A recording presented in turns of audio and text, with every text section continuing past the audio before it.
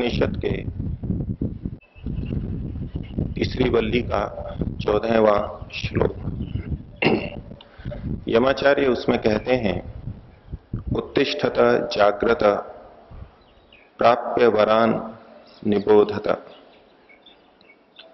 उठो अर्थात कर्मशील हो, जाग्रत जागरूक हो जाओ, जग जाओ, आलस्य रूपी निद्रा को, आलस्य रूपी अवसाद को हटा के जग जाओ और जो भी कर रहे हो उसके प्रति जागरूक हो जाओ। और ऐसा करते हुए प्राप्य वरान निबोधत, जो अध्यात्म मार्ग में श्रेष्ठ व्यक्ति हैं उनके पास जाकर के बोध को प्राप्त करो, इस मार्ग की जानकारी करो।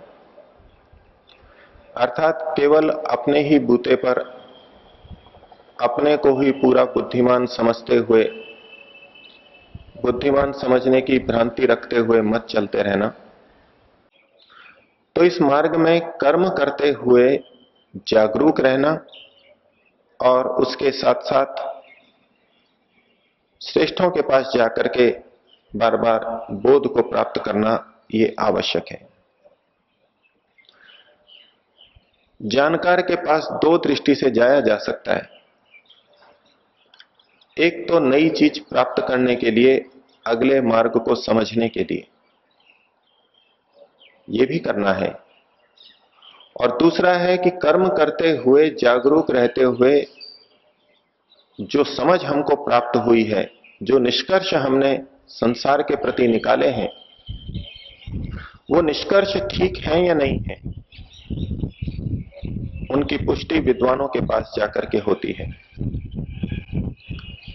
यदि हमारे निष्कर्ष पूर्व अनुभवियों, पूर्व साधकों के अनुरूप है तो एक संतुष्टि और दृढ़ता का भाव आता है। और यह मार्ग कैसा है, इस मार्ग पर हमें कैसे चलना चाहिए, उसके लिए शिक्षा देते हुए एक उदाहरण उपमा दी, क्षुरस्य धारा निशिता दुरत्यया। ये मार्ग छुरे के उस्तरे की तीक्ष्ण धार पर चलने के समान है। इस मार्ग की कठिनता को, दुर्गम्यता को बताना यमाचार्य का प्रयोजन नहीं है। वो इस मार्ग पर चलने की विधि बताना चाहते हैं। तीखी चीज पर चलने के लिए हमको पूर्ण एकाग्र होना होगा। अगर एकाग्र नहीं हुए तो नीचे गिरेंगे, वापस भूमि पर आ जाएंगे।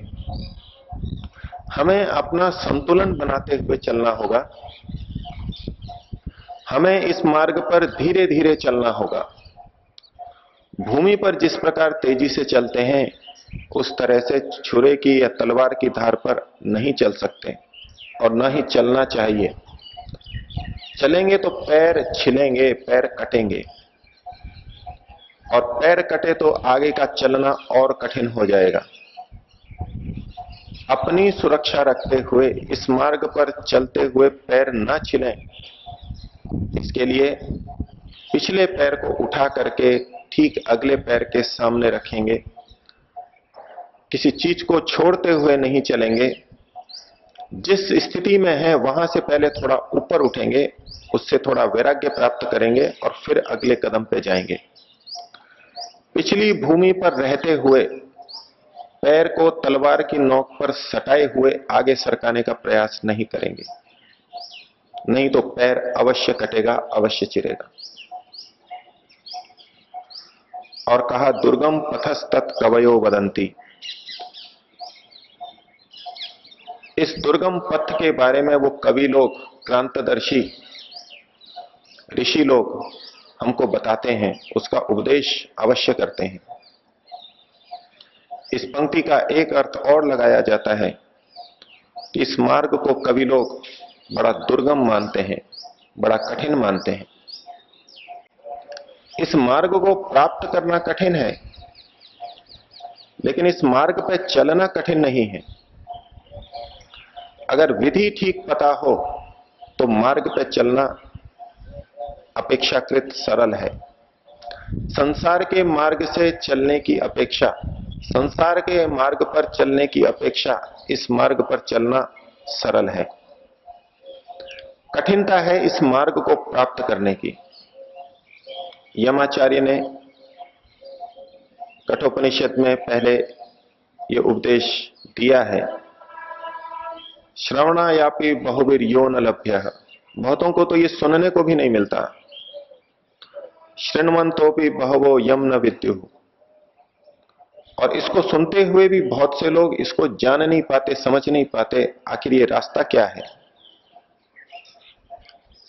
आश्चर्य वक्ता कुशलो से श्रोता, आश्चर्य जाता कुशलानुशिष्ट। इस पे जो चल रहा है वो तो आश्चर्यजनक ही है, लेकिन ये मार्ग कठिन है या सरल है। पंचतंत्रकार ने जानवरों के बीच में चल रही कथा के बीच में एक छोटा सा संकेत दिया। कहा, अर्थार्थी जीव लोकोयम यानी कष्टानि सेवते। अर्थार्थी, धन को चाहने वाला, भौतिक सुविधाओं को चाहने वाला व्यक्ति, जीव लोकोयम, ये जो जीव व्यक्ति है, समुदाय है, यानी कष्टानि सेवते, जिन कष्टों को सहन करता है, जिन कष्टों को झेलता है, अर्थात बहुत कष्टों को झेलता है। ये धन कमाने वाला हर व्यक्ति जानता है। जिनकी अच्छी स्थिति बन गई है और धन से धन सहजता से आ रहा है, उनकी बात छोड़ दीजिए। बाकी एक सामान्य व्यक्ति, मध्यम व्यक्ति घंटों के परिश्रम के बाद में कुछ धन को प्राप्त करता है। मजदूर 8 घंटे मेहनत करके कुछ रुपए प्राप्त करता है। कितनी मेहनत करता है, कितने कष्ट सहन करता है। यदि 8 घंटे कार्य करना है तो वहां तक पहुंचने के लिए आधा घंटा, 1 घंटा, 2 घंटा, 3 घंटा यात्रा के लिए लगा देता है। तो अर्थार्थी जीव लोकोयम यानी कष्टानि सेवते। धन को चाहने वाला जिन कष्टों को, अर्थात जितने कष्टों को सहता है, शतांशे नापि मोक्षार्थी तानि चेत मोक्षमाप्नुयात्। अगर उसका शतांश भी कष्ट मोक्षार्थी सहन कर ले, मोक्ष को चाहने वाला मुमुक्षु व्यक्ति सहन कर ले, उतना कष्ट झेल ले, तो वो मुक्ति को प्राप्त कर ले। शतांशे नापि मोक्षार्थी तानि चेत मोक्षमाप्नुयात्। पैसा कमाने में जितना कष्ट है, अध्यात्म में मोक्षार्थी के लिए उतना कष्ट नहीं है। और जितना कष्ट, जितनी मेहनत, जितनी लगन धन को चाहने वाला रखता है, दिन भर धन उसके दिमाग में रहता है, अगर ऐसा मोक्षार्थी के मन में आ जाए तो इधर न जाने कितनी तीव्रता से गति हो जाए। योग दर्शन में अपर वैराग्य के, पर वैराग्य के भाष्य में व्यास जी लिखते हैं, ज्ञानस्यैव पराकाष्ठा वैराग्यम। ज्ञान की पराकाष्ठा वैराग्य है। और फिर आगे कहते हैं, तस्यैव नान्तरीयम कैवल्यमिति। और ये वैराग्य जिसको प्राप्त हो गया, विवेक के बाद में जिसको वैराग्य प्राप्त हो गया, तो कैवल्य नान्तरीय हो जाएगा, बिना बाधा के होगा, कोई बाधा ही नहीं बचेगी, इतना सरल हो जाएगा। योग दर्शन में 9 अंतरायों को भी गिनाया है। बाधक तत्वों को वो जानते थे, लेकिन ये भी जानते थे कि जिसको वैराग्य हो गया है उसके लिए ये मार्ग निष्कंटक हो जाएगा, निर्बाध हो जाएगा, अंतरायों से रहित हो जाएगा। वस्तुतः ये मार्ग कठिन नहीं है। इस मार्ग को पाना, इस मार्ग पर चल पड़ना, प्रारंभ करना, ये सबसे कठिन है। आज हमारे जीवन में हो क्या रहा है? हमको जाना अहमदाबाद है और हमने अपना वाहन दिल्ली की तरफ बढ़ा दिया है, विपरीत दिशा में चल रहे हैं। कुछ तो ऐसे हैं जो पीछे मुड़ के भी नहीं देखते कि ये पीछे वाला अहमदाबाद का मार्ग है। मार्ग में एक एक किलोमीटर के बाद में दोनों तरफ संकेत आते हैं। दिल्ली जाने वाले को दिल्ली का संकेत मिलेगा कि दिल्ली अब कितने किलोमीटर दूर है, लेकिन यदि वो पीछे मुड़ करके देखे तो वहां अहमदाबाद का भी उल्लेख रहता है। एक व्यक्ति है जो सामने ही देख करके चला जा रहा है, दिल्ली की तरफ जा रहा है, लेकिन दूसरा है थोड़ा पीछे भी मुड़ के देख लेता है, लेकिन वाहन को उसी गति से दिल्ली की तरफ बढ़ा रहा है। वो कहता है कि मेरे को अहमदाबाद का मार्ग पता है, इस तरफ जाता है, इतने किलोमीटर दूर है। लेकिन अंतर क्या है? केवल इतना सा कि ये पीछे मुड़ के देख लेता है। थोड़ी और सामर्थ्य बढ़ती है, थोड़ी और रुचि बढ़ती है, तो सोचता है चलो थोड़ी देर अहमदाबाद की तरफ बढ़ते हैं, अध्यात्म की तरफ गति करते हैं। अपने वाहन को रोकता है, सांसारिक विषयों से मन को हटाता है, थोड़ी देर साधना के लिए बैठता है, वाहन को पहले रोकता है और रोकने के बाद थोड़ा पीछे चलाता है अहमदाबाद की तरफ, अपने लक्ष्य मुक्ति की तरफ। थोड़ी देर चलाने के बाद में संतुष्ट होता है कि मैंने मुक्ति के लिए कुछ प्रयास किया, अहमदाबाद के लिए कुछ प्रयास किया, आज इतना पर्याप्त है। फिर से गाड़ी को आगे की तरफ बढ़ाता है, बहुत किलोमीटर आगे चला जाता है।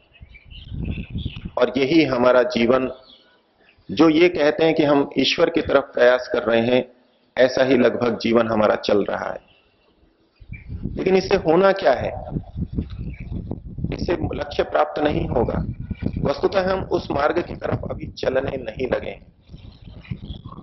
हमारा लक्ष्य तो संसार ही बना हुआ है। जिस दिन व्यक्ति को यह निश्चय हो जाए कि परमात्मा ही लक्ष्य है, उसी में मेरा अंतिम कल्याण है, पूरे निश्चय के साथ अहमदाबाद की तरफ ही चल दे, भले ही वो धीरे धीरे चले, वो मुक्ति की तरफ बढ़ रहा है और बिना बाधा के बढ़ रहा है।